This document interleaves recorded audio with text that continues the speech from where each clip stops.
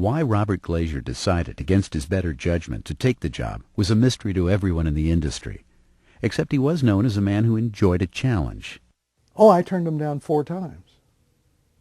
4 times. And very definitely. And said, I don't want to hear any more about it. It seemed like the more I turned them down, and the more critical I was of some of the things that were going on, the more they decided that I was the one they wanted. And so we sat down one day at a conference, and they said, well, just tell us what you want. Just tell us what you want. And it wasn't money. Glazier wanted control of the station. He understood the trap that had caught every other general manager who inherited the station's problems, but not the authority to solve them. The board finally handed him the reins, and in August of 1965, he left his job as head of Nashville's thriving educational station to come to St. Louis. But as he explored his new station, he became convinced that he had made the biggest mistake of his life. It was much more of a mess than...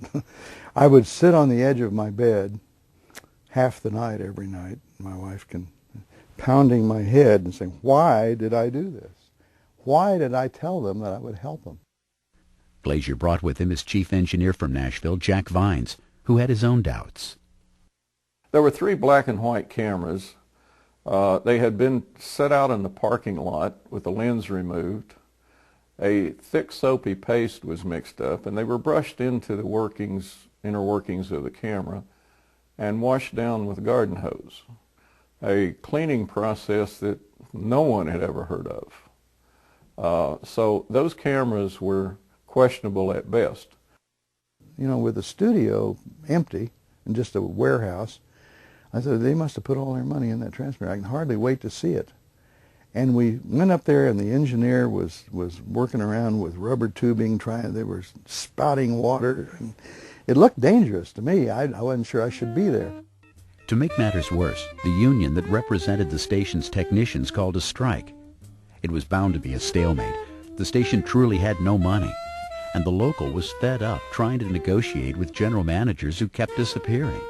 It lasted years before it was resolved. 10 years old, and Channel 9 was starting from scratch. People had not heard of Channel 9 in the schools and the public and everything. So I made really worked a hard circuit. The staff gave me a little tin cup somewhere along the line because they said that's what you do. You go out and rattle the tin cup. Some of our viewers have asked us how we support a television station like this, a non-commercial public television station. He revved up the Memberthon, granddaddy of today's pledge drives, as popular then as they are today. But they raised money and put a new emphasis on what would grow into a major source of funding, station memberships. The crew is ready.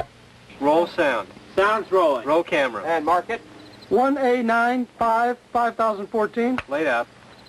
Okay, hold. Action.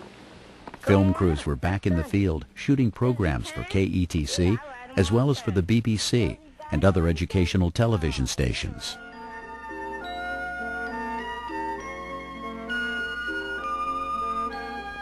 In 1970, A Special Kind of Morning, a documentary about 2 8-year-old girls discovering an awakening St. Louis Zoo, was nominated for a National Emmy Award.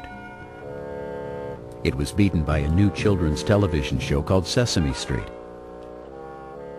This single remaining copy has faded badly, but it was Channel 9's first locally produced program broadcast in color. The studio was busy again, producing shows for students and for adults who tuned in to learn more about everything from art, history, and religion to social skills, vocational training, and belly dancing. And as the cameras rolled, the station's printing press cranked out a steady stream of instructional literature to accompany the programs. So you could not only watch Laura Weber's Hootenanny, but for $10, KETC would send you 3 books and a record. My colleagues in public broadcasting probably rightfully accused me of being the only manager who had a publishing house with a TV station on the side. This is St. Louis, Missouri, right? This is St. Louis, Missouri. And you know what's so special to us about seeing you? You can see us. Fred Rogers brought his neighborhood to St. Louis. And for one very special day, the Channel 9 studio became the land of make-believe. It's such a good feeling to know you're alive. It's such a happy feeling. You're growing inside, and when you wake up ready to say, I think I'll make a snappy new day. In 1974, an odd tribe of creatures descended upon the station. It was the invasion of the letter people.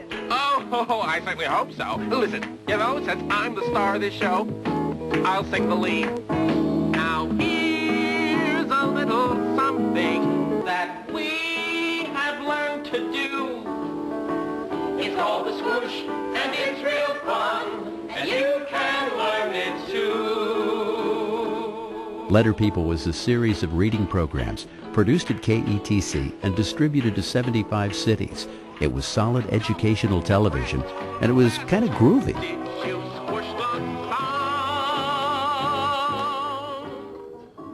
Tom McDonough was the producer and leader of the young band of puppeteers, actors, singers, and designers who put life into the Letter People. We were all friends, too. It had a marvelously free spirit to it. Nobody made a lot of money, and of course I worked, they should have gotten a cot to roll out at the station, because I was always at the station doing something to get that show on the air. And they were all doing their own thing. You'd find them in the restroom, you'd find them, it was like we were infested with these puppeteers. And they'd be out on the lot or outside or whatever, and they were just roaming around there doing this rehearsal thing with their puppet. And our staff would say, good morning, Mr. T, or good morning, Mr. H, how's your vest today, and stuff. And it was just sort of like part of the family.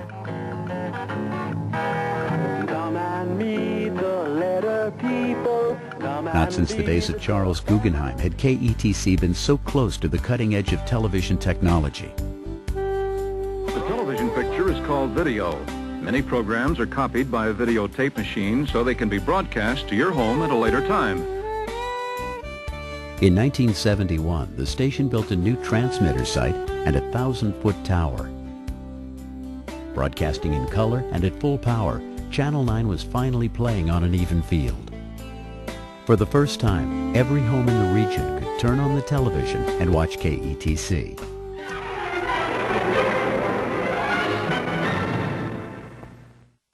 But the cards were still stacked against a television station that couldn't sell commercials. By the mid-60s, it was clear that if educational television was going to have any future, it needed a business plan. The Carnegie Commission produced a study that resulted in the Public Broadcasting Act, which President Johnson signed into law in 1967. LBJ saw public television as part of the Great Society, a means to deliver information, art, and culture to every American. The law created the Corporation for Public Broadcasting, which would distribute federal funds to public broadcasters.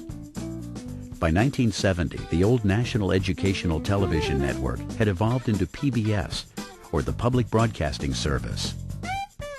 That's service, not system. PBS was not to be a fourth network, but a loose confederation. There would be some federal funding, but stations were to be largely self-reliant. But from the moment of its birth, PBS began delivering programs with depth and quality rarely seen on commercial television. The nation was watching PBS. Its shows were becoming a part of mainstream culture. There had always been two schools of thought on what public television's role should be: deliver instructional programs, as it had for years, or appeal to a larger audience with informative and entertaining programs on public affairs, art, history, science, and news that weren't available on commercial television. And it seemed that would be the trend. Bob Glazier was an educational television man. He had always loved television's potential to teach. He resigned in the fall of 1976, having taken Channel 9 from the brink of disaster to a new age where it was a serious player. But there was an even newer age for public television on the horizon, and that would be ushered into St. Louis by someone else.